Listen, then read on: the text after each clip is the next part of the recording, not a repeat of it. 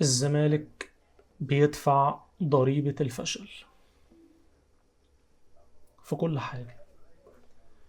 ما هو الفشل ليه ضريبة وليه أسباب، والنجاح برضه ليه ضريبة وليه أسباب. انت مش هتجيب نفسك للي بيشتغل واللي شايف شغله واللي شايف احتياجات فريقه وبيسدها. انت مش هتجيب نفسك للكلام ده خالص، لأن الزمالك ما فيش حاجة واحدة بتحصل فيه صح، من أول رئيس النادي لحد أقل لعيب في الفرقة. انت عندك الزمالك اللي هو كان فيه فاكهة اللعيبة بتاعت مصر، حريفة مصر كانوا بيبقوا في الزمالك. عندك الزمالك بقى فاضي، بيراميدز اديتك على عينك الأول في التاني في التالت 3-0 وبالراحة خالص، من غير زنجرة كده ومن غير عصبية، ادوك 3-0 على الهادي على المستريح، من غير أي فرق. لا، وليهم ضربة جزاء صحيحة بنسبة 100%، مش 100% بس. ضربة الجزاء اللي في الدقيقة 7 دي مع 100% ضربة جزاء.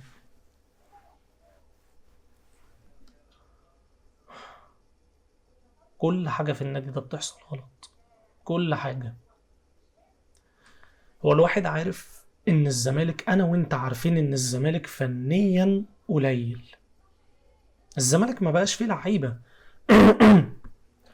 الزمالك ما بقاش فيه لعيبة. يعني انت شيل عبد الله السعيد، شيل واحد زي حسام عبد المجيد، الزمالك ما فيهوش بني ادم خالص.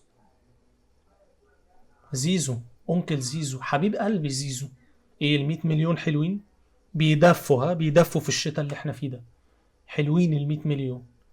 100 مليون بقى على ايه؟ اي حد اتفرج النهارده على الماتش يقول لي زيزو ده يستاهل 10 مليون حتى. لقوا جمهور الزمالك جدد وجددوا وشوفوا العقود، والله العظيم اكتر النادي ده، الزمالك عموما، بيعمل كل حاجه غلط، بيشوف الغلط فين ويشاور عليه ويروح له، بيعمل كل حاجه غلط. مطلع طارق حامد وفرجاني ساسي وبن شرقي وامام عاشور، مطلع زربيح لاعب، بيعمل كل حاجه غلط كاداره، بيعمل كل حاجه غلط. بس زيزو لو جدد بالرقم اللي هو طالبه ده، دي هتبقى اكتر حاجه غلط في تاريخ النادي اللي هو كله غلطات اصلا. انت وانت بتتفرج ايه رايك؟ وانت بتتفرج كده لفت نظرك اللي هو واو ده لاعب ب 100 مليون، الله اجدد له ب 100؟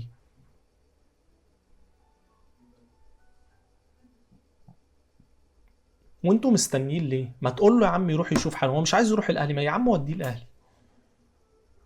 مش هيجي اعز من بن شرقي هو ولا امام عاشور ولا الناس اللي خرجت زي فرجاني ساسي ولا طارق حامد؟ مش هيجي اعز منهم، ما يروح يا عم. لو بن شرقي كان جاي لك في اول الموسم عارض نفسه عليك بمليون وكسر، مليون بقى و200 مليون ونص، مش فاكر قوي، مليون وشويه.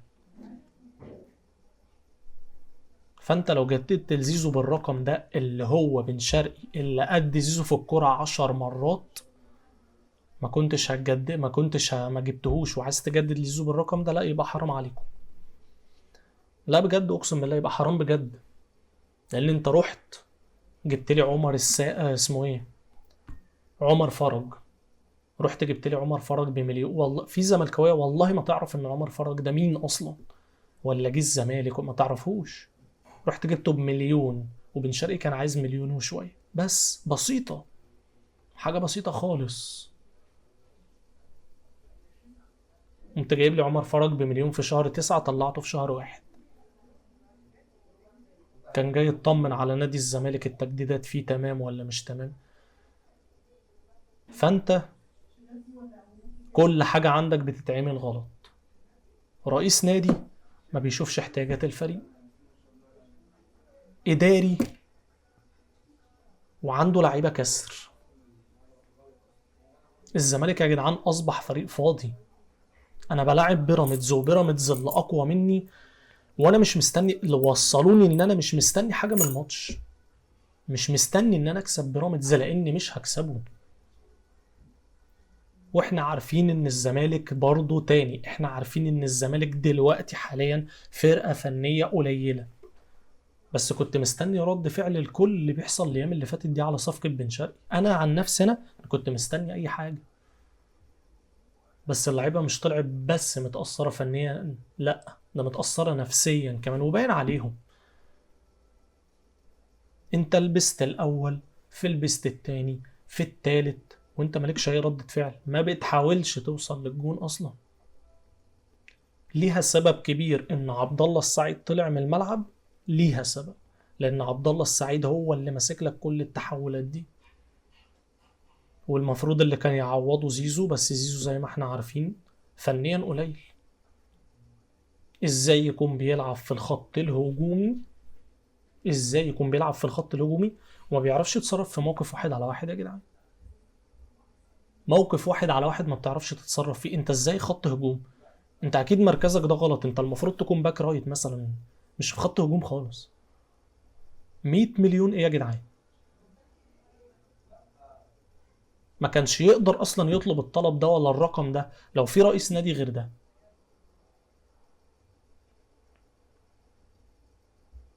انا قاعد في ماتش مع بيراميدز حتى مش الاهلي، مش مستني ان الزمالك يتعادل او يكسب، يا نهار اسود. واللعيبه زي ما قلت اللعيبه فنيا قليله، فانا طالما انا فني قليل بقى اعوض الحته الفني دي بان انا ابقى دكر كده في الملعب، ابقى دكر بروح وباجي وما بديش المنافس فرص ان هو يكسب الكور الثنائيه وان هو يعمل عليها كم الهجمات ده. بيراميدز النهارده تطلع 4-5 مش 3 خالص، وانا مش موجود. ليه؟ لان انا ما معيش لعيبه. اللعيبه اللي المفروض تجيب جوان، مين اللي عندي المفروض يجيب لي جوان؟ مصطفى شلبي. مصطفى شلبي ده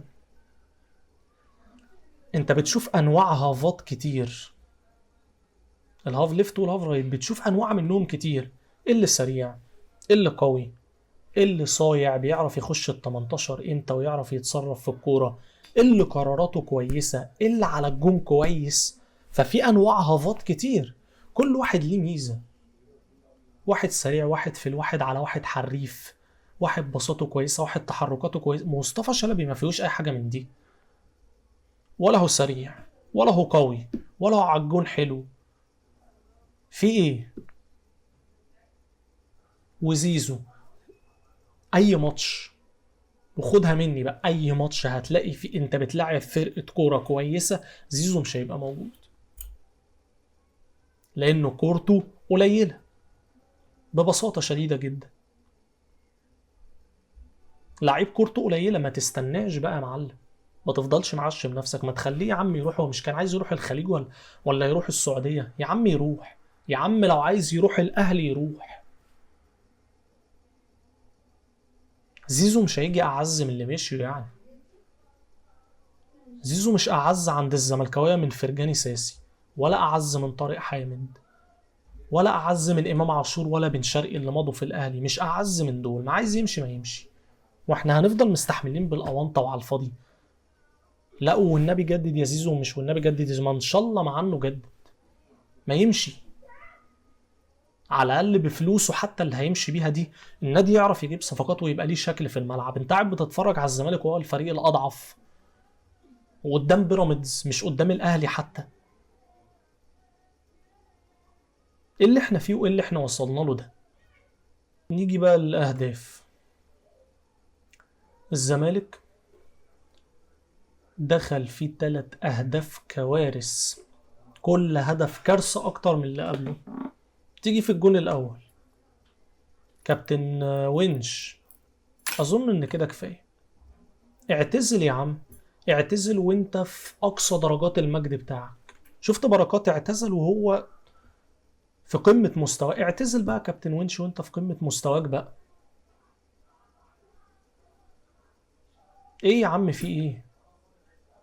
الكرة قاعدة بالطب قدامك انت وفيستون مايلي من اول طريق العالمين لحد ما تروح، لحد ما خلصتوا طريق الضبعة. قعدت تطب مرة، في التانية، في التالتة، دخلت ال 18، كل ده لا فيستون مايلي ولا الونش لمسوها، الكرة قاعدة بتطب قدامهم كده بيتفرجوا عليها. طبت مرة 2 3 4 5. في ايه مالك يا حبيبي؟ هو فيستون مايلي كان بيقول لك حاجة في ودنك سيبها لي والنبي وبعد الماتش هنروح انا وانت عند البرنس عزمك على طرب وكفتة ولا مش فاهم؟ الجون الاول الكرة قعدت تطب مرة في 2 في 3 دخلت ال 18 حط جسمه عليك مش عارف ايه.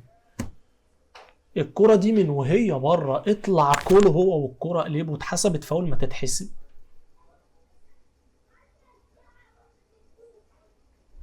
ايه الكسل اللي انتوا فيه ده؟ يعني انت فني قليل او الزمالك، عشان ما بقاش ماسك الونش بس، الزمالك فنيا قليل.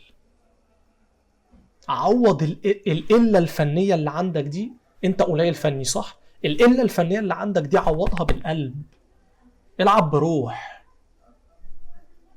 ما يبقاش شكلك عرة في الملعب كده والناس عماله تستهزأ بيك وماسكه كوره، وهي اللي عماله تخش تلتحم وهي كسبانه 2-0 و3-0. هي اللي عماله تخش تلتحم وهي اللي عايزه تاخد الصراعات الثنائيه، وانت ما فيش اي رد فعل خالص. ملط. جه الجون الاول، هل الزمالك كان ليه ردة فعل؟ ده انت الزمالك، انت قطبي الكرة المصرية زمالك اهلي، انت الزمالك بقى وخسران. رد فعل يا برنس؟ لا لا رد فعل ايه؟ ده مسلسل ده ولا ايه؟ ده مسلسل لأمير كرارة جديد ما عندنا، ما خدتوش ولا مش عاملين الاشتراكات عشان ما قبضناش. الجون التاني احمد فتوح، تاني لعيب عايزه يعتزل وهو في قمة مستواه. ايه هداف مالك فيه يا نجم؟ ايه؟ في ناس اتفرجت على الماتش بس ما كانتش مركزة، وفي ناس اتفرجت على الماتش ما تعرفش ان احمد فتوح لعب الماتش اساسا. انت مالك يا نجم؟ ايه فيه؟ قلنا ان انتوا زفت على عينيكوا قليلين فني. طب ايه اللي يعوض ان انا قليل فني؟ ابقى راجل في الملعب. هتخلونا نكره الكورة والله.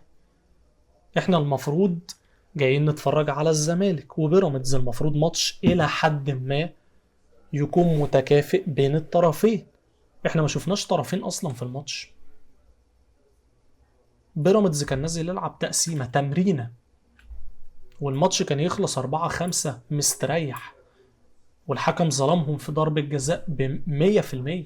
بس ضربة الجزاء دي هيتغطى عليها شوية عشان بيراميدز كسب وكسب بنتيجة كبيرة. ممكن يتغطى عليها شوية حتة ضربة الجزاء دي اللي هي في الدقيقة 7. ضربة جزاء 100% على الزمالك. الونش مش عارف، أنا مش عايز أقول كلام وحش، هحاول امسك نفسي، ولو قلت حاجه هقوم قاطعها في الفيديو. مش عايز اقول كلام وحش بس كل افراد الزمالك وحشين. الوحيد اللي عنده حته الحماسه في فرقه الزمالك دي حاليا الوحيد اللي عنده الحته اللي هي بتاعه الحماس دي واللي هو انا مش عايز اخسر، عمر جابر. اديله حقه، ده اللي انا بشوفه في الملعب. وجهه نظر ممكن تختلف معاه عادي جدا في وجهه نظرك. عمر جابر اتصاب طلع، عبد الله السعيد اتصاب طلع، الزمالك فريق فاضي. مفيش. الناس اللي كانت عندك زمان دي انت المفروض مع الوقت تكون بتعلى بالمستوى، بتعلى. الزمالك مع الوقت واخد الغطس لتحت خالص. يعني انت كان عندك مصطفى فتحي بيعرف يحل لك في الفردي، كان عندك فرجاني ساسي بيعرف ينقلك للتحولات الهجومية، كان عندك مصطفى محمد مهاجم بيشم الكورة جون، بيشمها بس كده جون على طول. مبقاش عندك اي حاجة من الحاجات دي. شكرا. افضل انزل بالمستوى بقى لحد ما بقى عندك سكواد. قسما بالله، قسما بالله ما يلعبش في الجونة، في فرقة الجونة اللي هي هتهبط دي، سكواد الزمالك دلوقتي. انا مش هقدر اتكلم في الفيديو ده اكتر من كده عشان الواحد بجد اصلا يعني دمه محروق من صفقة بن شرقي، من التحفيل اللي عمال يحصل، من منظر الزمالك اللي الواحد شافه ده. فالدنيا جاية قوي اليومين دول، فربنا يكون في عوننا بقى مع الزمالك ده. عشان انا احساسي، ويا رب ما يطلع احساسي صح، ان دي ما ليس إلا البداية، يعني دي مجرد البداية لكل ما هو سيء بقى جاي في السكة. فربنا يكون في عون الواحد في الفترة اللي جاية دي مع الزمالك، لأن احنا محتاجين نتشعبط في حاجة تفرحنا بس، مش أكتر، مش طالبين كتير والله. فأنا والله ما أعرف. سلام.